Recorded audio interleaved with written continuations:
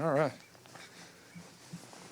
Well, good afternoon, everybody, and thank you for the opportunity to allow us to get on the road here in Solano County, Winters, California, at Sierra Orchards, where I'm grateful to be hosted by Craig and his wife Julie, a team of that is assembled here that represents the diversity of support from the state of California and agricultural space and the environmental space, the lands and natural resource area. We have our Secretary of Agriculture here. We have our Secretary of the EPA, and of course, Wade Crowfoot, who runs our Natural Resource Agency. And we're here with purpose and intention, and that's to build on California's legacy of open space, to build on California's legacy of environmental stewardship, to build on California's leadership as it relates to biodiversity and conservation. We're here to advance the collective cause of bringing people together across their differences to advance a different kind of mindset in terms of sustainability, to focus on some extraordinary things that are already occurring in the state and begin the process of scaling these efforts and advancing a cause that we hope will impact not just the rest of the country, but parts all across the globe. I'm here as well with a particular bias, and that is a bias that was brought to me generationally. A grandfather that studied for decades native plants and native species here in the state of California. We have over 5,500 plant species in the state of California. 40% of them are endemic, meaning native to the state of California. Arthur Menzies, my grandfather, after spending years and years in Corregidor as a prisoner of war, came back with one mindset, and that was a focus on California native plants. There's a wonderful Menzies garden in the Bay Area that's testament to his contribution in this space. And I've always shared a little bit of that bias, and that history has been brought to bear and to light for me over the course of my 50 plus years. And it's in his spirit and in that light that I'm here today to advance an effort to codify efforts that are already underway here in the state of California, but to advance them more formally by establishing a framework to preserve and protect over 30% of the state's lands to be conserved here in the state of California, and extend that to our coastal waters as well. 30 by 30 by 2030 is the mandate and the goal. We'll be the first state in the United States of America to do both land conservation and coastal conservation. And we will join other parts of the globe, some 38 nations and some national governments that have done the same. This is an international movement. California, as the fifth largest economy in the world, needs to flex its muscles, needs to assert itself and to advance that cause, not only as it relates to its global impacts, but hopefully jumpstart similar efforts in other states across this country. It's an audacious goal, and it's an achievable goal. And it's a goal that's consistent with our stated goals on our efforts to change the way we produce and consume energy here in the state of California and advance our low-carbon green growth strategies here in the state of California. It builds on the executive order that we advanced a few weeks back as it relates to our clean car mandate by 2035, builds on the work we're already doing in our cap and trade programs, our RPS, our renewable portfolio standards, and the spectrum of efforts we're doing not only to decarbonize our economy, but to jumpstart our economy by greening our economy and leading in the next big international economic opportunity, and that is the green sector.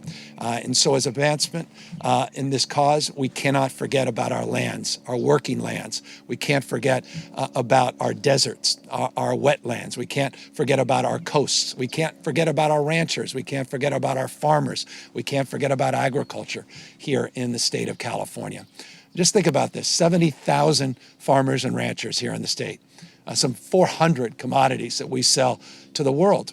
We not only sell to the world, but we sell to this nation over a third of all the vegetables, 2/3 of the fruits and nuts like the walnuts that are produced here at Sierra Orchards. That's California's game that we do better than anybody else. But the other game that separates our game from the game played elsewhere is innovation. In trying to bring innovation and conservation, innovation in agriculture, innovation and land use, innovation and species and biodiversity protections is really where we can truly separate ourselves. And that's the spirit and the construct, the architecture behind this executive order that we're advancing here today, to create a collaborative and to create a collaborative mindset where we're not pitting one group against the other. We're bringing people to the table, bringing people quite literally around the table to advance these goals. We have an abundant mindset here in the state of California. That's what makes California so unique, so special. And that's the mindset we're bringing to this executive order, to bring parties together that in the past haven't always seen eye to eye, that have struggled to work in a collaborative spirit, and to bring those parties together to advance our collective goal of future-proofing the state of California, to making California more resistant and resilient to the realities of climate change. I've said this ad nauseum. It's pretty self-evident to anybody that lives out here on the west coast of the United States, let alone here in the state proper. The hots are getting a lot hotter. The dries are getting a lot drier. Just recall, it was 2011 to 2017 where we experienced an historic drought that led 163 million trees dead in its wake. Not only the hot's getting hotter, the dry's getting drier, the wets are getting a lot wetter. These atmospheric rivers that we're experiencing that we've never experienced in the past. The hottest August in recorded history that we just experienced here in the state of California. The hottest recorded, arguably, hottest recorded temperature ever in modern recorded world history that we experienced some 7+ weeks ago in Death Valley, California, 130 degrees. This is real. This is happening. And as I've said on many different occasions, if you don't believe in science, you got to believe your own eyes. If you don't believe in science and data, you're not open to argument, interested perhaps in one thing, that's evidence. And that is the observed evidence that is self-evident here in the state of California about things radically changing as scientists had predicted years and years ago. What they predicted, though, we anticipated happening, occurring, and manifesting years and years from now. And the reality is happening much sooner than some had even predicted. And as a consequence of that, we've got to accelerate our efforts here in this state. We've got to do more, and we've got to manage things better. And so I'm here in a remarkable place. Since 1980, Sierra Orchard's been a leader. Craig and his team have been, they're true pioneers in the California spirit. I think it was Horace Greeley said, "Go west, young man, go west." We talk in terms of that pioneering spirit about what makes California truly great, what makes that dream so relevant and so enlivening to so many people, the evocative nature of that pioneering spirit. And that innovation, that entrepreneurial mindset is present here at this orchard since 1980, has been moving in a different direction from many of the neighbors. Perhaps people may have rolled their eyes 10, 15, 20 years ago. People may have just dismissed Craig and his wife's work and his family's work here and Ramon's work on this farm as an outlier. And now folks are paying attention. Now folks are not only paying attention, they're starting to educate folks right here on this farm about, well, Craig, how come you're not using as much water? Why are there so many more insects pollinating your plants? Why are things a little bit greener even during these drought years on your property than other properties? Why does it just seem more vibrant? And that all goes to the spirit of this executive order. It's around biodiversity. It's around alternatives to synthetic fertilizers and new strategies on mulching and composting. It's about recognizing that climate change is not just about greenhouse gas emissions emanating from tailpipes of vehicles, but it's the opportunity to sequester in our soils these greenhouse gas emissions, the carbon rather, in our soils that presents itself as an extraordinary opportunity to future-proof our state, our nation, and the world that we're trying to build in the light of global climate change. Just think about this. 2,850 different types of soil here in the state of California. Close to 3,000 different soil types.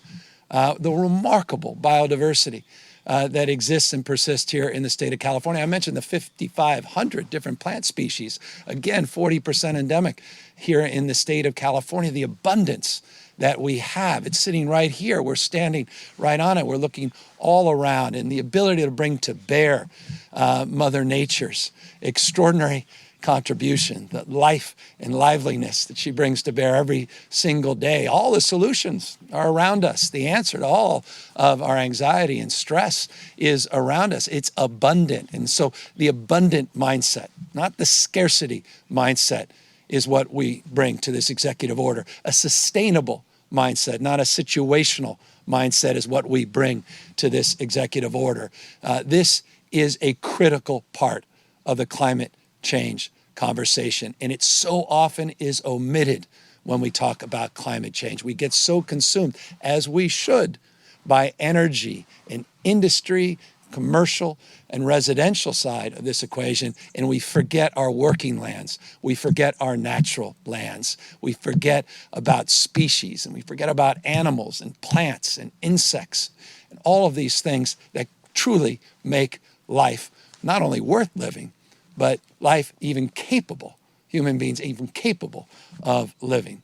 I want to just extend, again, a bias by not only connecting the dot, my mother's side, my grandfather, Arthur Menzies, but on my father's side, left another legacy as it relates to preserving land, as he did with Prop 117, which he led here in the state of California, set aside land for mountain lions. The contribution that was my first pet when I was a young child, a river otter. Some people have dogs and cats. I had a river otter, Potter the otter. It's my first pet. And so when I, again, think about climate change, I think about animals. I think about plants. I think about insects. I think about farming. And of course, growing up in this state, how proud are we of our farmers? How proud are we of our ranchers? When you think about California, we talk about exporting innovation and that entrepreneurial spirit. We talk about the fact that we're entertaining the world, but we're also feeding the world. It's part of the three-legged stool that makes California such a special and unique and vibrant place. We're not going to walk away from agriculture. We're not going to dismiss or deny agriculture's future in the state. Quite the contrary.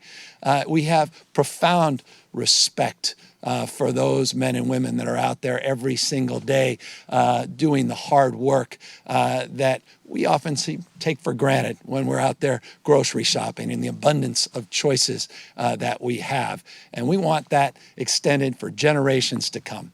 And so that's why we are committed to working in a transition that is inclusive, a transition where we are incentivizing the kind of behavior that I think resides in each and every farmer and rancher, and that's a desire to leave a legacy, to leave something to generations unborn, to be able to look back as you do every single year with a mindset that recognizes a broader sense of permanence. And I think that framework is also, again, represented very much in the spirit and the letter of what we are advancing here today in this executive order. So I could belabor this, but forgive me, I won't. The executive order speaks for itself. We put out some guidelines in a press release that more simply lay out the tenets of what we're advancing. But 30 by 30. This state can achieve this. Let's see other states adopt similar strategies, and we can do so that doesn't hurt builders, doesn't deny our audacious housing goals, doesn't deny, in fact, anything. It only creates more opportunity, builds more collaboration, builds more bridges, builds more trust. And again, if we're ever going to address this issue of climate change head on, we will move at the speed of trust. And so that formally and foundationally is a big part of this effort. Final words. I want to just thank two members, Member Rivas and Member Kalra, for their good work that they did this year. They had bills in this space. They didn't get across the line, but they made enormous amount of progress in contributing to this debate and to this moment. And I want to just thank both of those authors and legislative leaders and their staff for all their outstanding work, including, again, my staff, Jared Bloomfeld, to Karen Ross, our agriculture commissioner. I mentioned Wade Crowfoot and other members of our team that also worked hard to bring this executive order to light. So that's the announcement. And of course, we are here, as always, to answer any questions. But just briefly, let me update you on COVID-19 transmission. Today's 7-day track is at 2.4%, 7-day positivity rate in the state of California down to 2.4%. Yesterday, Dr. Galley made some announcements about a number of counties that are moving into less restrictive tiers. Progress continues to be made on that front, but again, a sober reminder of the power and potency of your individual actions and importance of physically distancing to the extent you can, avoiding mixing, particularly indoors, and the importance of maintaining your vigilance on wearing a mask. I also want to just update briefly on the 22 now active fires in the state of California.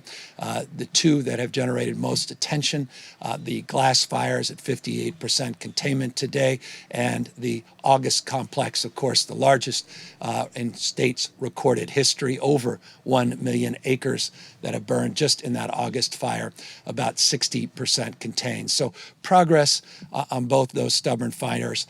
Final words before I open it up. It's just a reminder, these fires, climate-induced fires, and the pandemic that has created economic dislocation and anxiety, that we have to think about our interdependence in terms of these issues and not silo any of these issues any longer. And I want to bring all of that to bear and all of that to light, because a big part of this executive order is also about active forest management, reforestation, not just prescribed burns. It is about making our forests more resilient, making California more resilient to the impacts of climate change and wildfires at the same time, as well as keeping us healthy in the spirit of this pandemic by detoxifying our air and detoxifying our water. And so with that, happy to answer any questions after I sign the executive order. All right. With a walnut. In fact, a walnut in one hand, and a pen in the other.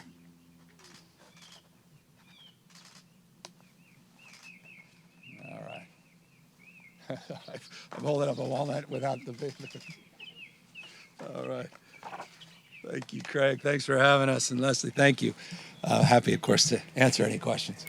Hi, Governor. Sophia Bolag here from the Sacramento Bee. I'll be asking questions on behalf of the press corps today. Wanted to start out with a few questions about the news out of your office today that a staff member of yours and a state employee who works nearby to your staff have tested positive for COVID-19.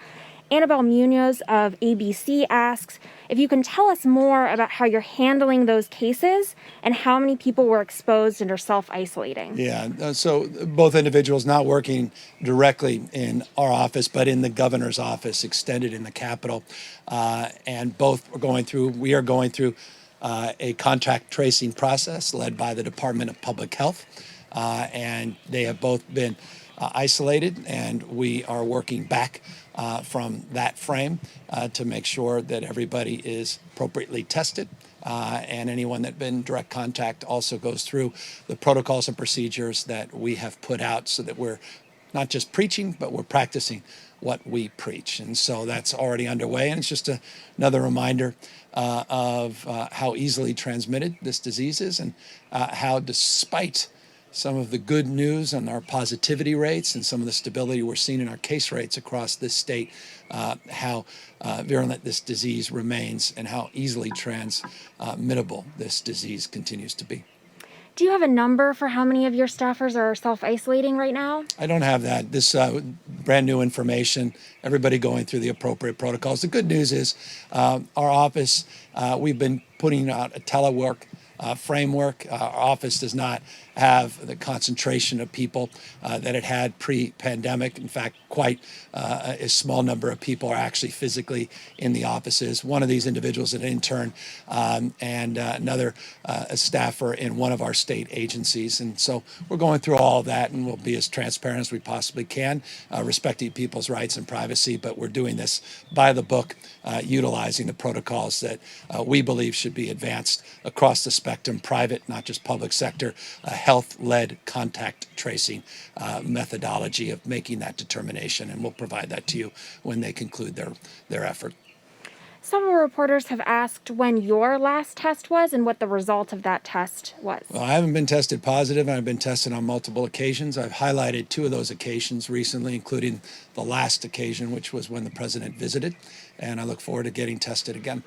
So just to clarify, the last time you were tested, was you tested negative when the president visited? Yeah, I've never been tested positive, been tested negative on multiple times. You may recall in similar press conferences like this, we've been very transparent about a number of those tests, including a visit to a state prison here, and obviously taking protocols. We were tested on multiple occasions in anticipation of meeting with the president, including on the day, in fact, hour prior to his visit. All those tests negative. Last week, we learned that Disney chairman Bob Iger had quit your economic recovery task force. What was your reaction to that news? I had a wonderful conversation with Bob, who's been very active and participatory in our task force. I'm incredibly grateful for his support, his insight, his counsel over the period of the last number of months, and didn't come to me as a surprise at all. There's disagreements in terms of opening a major theme park. We're going to let science and data make that determination. I understand the dialectic, the friction, the frustration that many business leaders have, that they want to move forward sectorally to reopen. But we're going to be led by a health first framework, and we're going to be stubborn about it. And that's our commitment. That's our resolve. And while we feel there's no hurry of putting out guidelines, we're continuing to work with the industry, amusement parks. And by the way, amusement parks aren't just Disney. You've got all kinds of amusement parks, including smaller parks that are out there in the piers, like down in Santa Cruz, and others that may be impacted. And so we're trying to work through all of those things. It's very complex. These are like small cities, small communities, small towns. But we don't anticipate in the immediate term any of these larger theme parks opening until we see more stability in terms of the data. And I believe last time you spoke about your economic task force in one of these press conferences, you said they were helping with sector guidance. Can you give us an update on what they've accomplished so far? My gosh, dozens of things. I've updated on many, many different occasions the work of the task force. Again, the task force's work is not just around economic growth, it's also about equity and inclusion. About 120 members of that task force. They've advised us for many, many months on the sectoral guidelines. We have small working groups, a number of subcommittees that are part of the task force. And not only did they guide us through the application, but also the implementation of many of the guidelines within sectors, but also guided us through a budgetary process, responsible and no small part for advancing over $100 million of budgetary support for new small business tax credits, hiring tax credits in the state, the waiving of the $800 franchise tax fee for new business startups, an idea that emanated from that task force, the new revolving loan funds that we provided, over $100 million to the iBank for microloans to small and minority-owned businesses, those that have otherwise fallen through the cracks of our PPP program and can't get SBA support. Those are just 3 anchor examples. There are many, many other examples of the work of that task force. And that task force is one of many economic supports that the state has, including formally the work that's being done at GoBiz and the incredible network of small business supports that exist and persist throughout the state of California, including the other advisors that we have, less formal than this 120-member task force, that are also advising us on next year's budget and advising us on a new package of economic supports and small business support coming into January in the next legislative session. Sorry, Governor, could you clarify who is on that task force you just mentioned, who's advising you on the budget? There are 120 members of that formal task force. Oh, okay. There are dozens of other people. And I want to remind everybody of my background. I don't come to the issue of small business and economic development intellectually. I come from it quite congruently as someone that's had the privilege of opening a small business right out of college, pen to paper, $7,500 investments from 13 or so investors, and opened that business over a quarter of a century ago with one part-time employee, Pat Kelly. We were able to grow that business, a small wine store to restaurants, number of hotels, a number of wineries, doing business in many different counties up and down the state of California. It's been a privilege of a lifetime to have an entrepreneurial background, to be able to take risks, to be out there on the front lines. I have a unique perspective, understanding what our sectoral guidelines and how they impact businesses, how those translate because of that business background, and deep reverence, not just respect and admiration, not just intellectual, deeply emotional reverence for entrepreneurs like those that are out here moving down a path, marking a different frame of reference and stretching the imagination of what's possible. Again, the spirit that defines the best of California. That is still that spirit alive and well in our state, and we need to harness it, and we will advance more efforts still next year. And I look forward to working with the legislature and working through next year's budget to continue to support our small businesses even more than we have in the past. Paul Rogers of the San Jose Mercury News has a question about the order that you just signed. He asks, 47% of California is already owned by the federal government, mostly in national forests, national parks, and BLM lands. Would this initiative seek to limit commercial uses of those lands like logging, grazing, mining? And if so, how is that possible when the state doesn't own them? No, it's about conservation. It's not about, again, a scarcity mindset. It's not about taking something away. It's about an inclusive, abundant mindset. It's about incorporating our hunters and our fishermen and women. It's about incorporating those that want to recreate and those that want to do the good work that we need to do in terms of actively managing our forests and biomass and all the other working and natural lands adaptation and adoption that is well defined here in this state. Look, 53% of the land in the state of California, it's about 104.8 million acres in this state.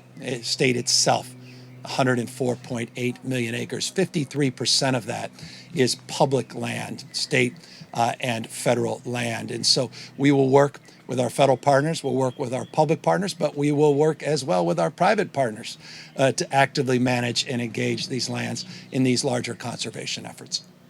Alex Michelson of Fox 11 asks, what's the most important thing we as individuals can do to combat climate change? I think it's the sum total of our individual acts that make ultimate determination of our fate and future. Remember, total consumption is nothing more than the sum total of all local consumption. So it's our consumption choices. It's our day-to-day activity in terms of our preferences. And do we support farmers like the Sierra Orchard? Do you support an operation like that? That's a choice you can make when you go to the store or you go online. What kind of choice do you want to incentivize by creating a market? There's no substitute for free enterprise creating markets and incentivizing better behavior. And I think consumer choice can really drive these markets. Policies and accelerator, that's what we're advancing here today.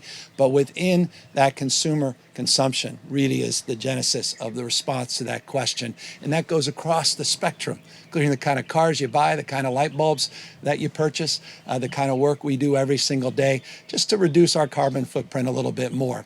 And in so doing, not only are we contributing to the collective, the commonwealth, but we ultimately will be committing ourselves to generations unborn in a way that I think would really distinguish those activities and those actions. Lorraine Decter of Action News Now would like to know if you are going to declare a climate emergency, why or why not? Well, we've stated we are in a climate emergency. We've made that abundantly clear. I've made that very clear in very public ways in the state of California. So often we connote declarations of emergency as solutions in themselves to problems as formal declarations. Those come with all kinds of legal issues, pratfalls in some cases, challenges in other cases. But we are moving forward with a deep sense of urgency to address this climate emergency head on. You may call it global warming, some may call it global climate change, others may call it global weirding, but many are just recognizing that self-evidently something ain't right. And our final question comes from Carla Marinucci of Politico. She asks, a number of prominent Republicans and some media have sharply criticized you for the tweet you sent yesterday urging diners to wear their masks. State GOP leaders and others immediately targeted it as overkill. And you've even taken some heat in the media about it abroad. Okay. She'd like to know what prompted the tweet and what do you say to critics who suggest your warnings were over the top, more evidence of Democrats' nanny state mentality. It's the spirit. It was someone, I think a staff member sent out a tweet of a visual image of someone that was done eating and then started to read a book. And there was sort of a suggestion, well, if you're just going to read a book at a dinner table, it might be good after a while to put on a mask. I think this is the most overblown thing, but I get we're in a highly politicized environment. But it was a staff member sending out a tweet. I actually took a look at it and tried to understand what led to. We're in an election season. I know exactly what leads to all of this. Anyway, appreciate the questions, and that's the spirit that I'm trying to work against. This electoral political mindset, trying to move past that, trying to see if we can bring people together by keeping people safe, keeping people healthy. I would encourage you, and I'll take this opportunity and that question as an opportunity to encourage you to consider what's happened at the White House, what's happened to the President of the United States' own health, the fact that so many members of the Pentagon are now quarantined, the national security implications of not taking seriously these mask mandates, these mask ordinances. And I would perhaps suggest that if you're sitting down for an extended period of time around mixed company, that you do consider your own health and those around you and consider wearing a mask. People want to sort of bastardize these things and manipulate these health guidelines. I just hope they can soberly take a look at what's going on at the White House right now in Washington, D.C., and really consider the impact it's having on this nation and the economy and our educational system in this country. This is a sober and real time. It requires seriousness. It requires seriousness of purpose and serious leadership. And it requires people to move out of their bunker mindset, being always political, taking cheap shots, pointing fingers, and perhaps being a little bit more mature and being a little bit more tempered in terms of their wit and witticism, as well as critique and criticism. And so in that spirit, I just hope, regardless of your political stripes or what blog you read or political party you assign yourself to or feel more connected to, that you do the one and perhaps most powerful non-pharmaceutical thing you can do to intervene and mitigate the spread of this virus, and that is wear a face covering, wear a face mask. In that spirit, I have worn out my welcome, and let me just extend, again, a deep appreciation to all of those that are assembled here in this beautiful Sierra Orchard for their example and for their power. Success leaves clues. And there's real power that can be emulated. There is power of emulation, and we hope others emulate the example of the leaders that have made this such a special place in Solano County, California. Take care, everybody.